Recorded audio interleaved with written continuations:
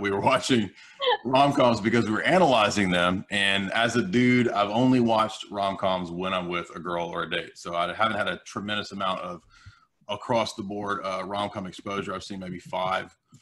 So we went deeper and deeper into these, and we were looking at patterns and consistent principles. And what you usually find is this idea that rather than making decisions based on what might be wise, a lot of times romantic comedies present the idea that that it will just happen to you. Like it's just this magical kind of fate fantasy type of thing. So I think that Hollywood had a big role in creating a fantastical notion of relationships and what they are and how they come about. And if you look at the history of the world, most relationships weren't that way. They were arranged. I'm not for arranged marriages. I'm just saying that that's how it went down for a long time. So the courtly love tradition that actually comes out of the Middle Ages.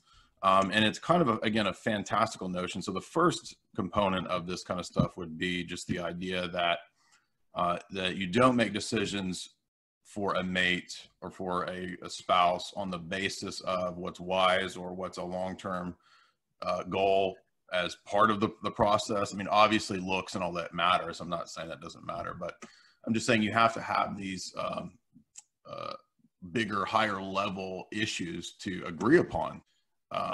I would say that you're going to have trouble because you're running on a program that you were given even when you were a child. Think about Disney, right? So you probably grew up with Disney movies. I've never met a girl who didn't like Disney movies.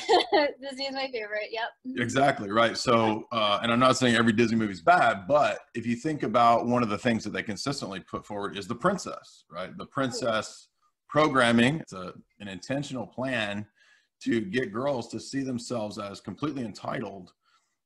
They don't have any responsibility for their actions. They're totally irresponsible.